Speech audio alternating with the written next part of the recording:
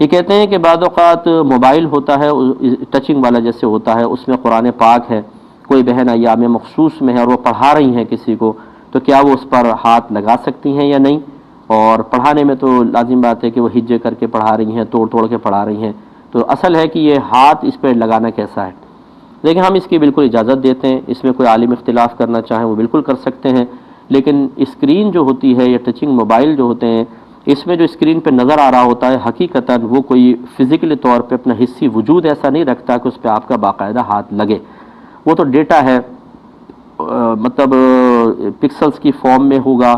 یا مطلب ریز کی شکل میں ہوتا ہے، اس کی مشینری متشکل کر کے دکھاتی ہے، لہٰذا اسکرین پہ ہاتھ پھیرنا گویا کہ وہ براہ راست کوئی نقوش پر ہاتھ نہیں لگ رہا ہوتا، جیسے کہ قرآن کے صفحات ہوتے ہیں ان میں باقاعدہ نقش لکھا ہوتا ہے، کتابت ہوتی ہے، نقش پہ براہ راست ہاتھ پڑ رہا ہوتا ہے، لیکن اسکرین پہ کوئی نقش کے اوپر ہاتھ نہیں پڑ رہا ہے، اسکرین پر ہے، نقش تو پیچھے کو ہے، اور وہ بھی کوئی مطلب باقاعدہ لکھی ہوئی چیز حقیقتاً نہیں ہے کہ آپ اس کے اوپر ہاتھ ٹچ کر رہے ہوں، اس لیے ہم اس کی اجازت دیتے ہیں۔ ایسے کوئی بھائی ہوتے ہیں کویشچن کرتے ہیں جی ہم آفس وغیرہ میں ہوتے ہیں اور قرآن کی تلاوت کا دل چاہتا ہے تو کیا ہم پڑھ سکتے ہیں؟ بالکل پڑھ سکتے ہیں، یعنی ٹچ کر سکتے ہیں اس کے صفحے وغیرہ پلٹنے کے لیے، اس میں کوئی حرج نہیں ہے۔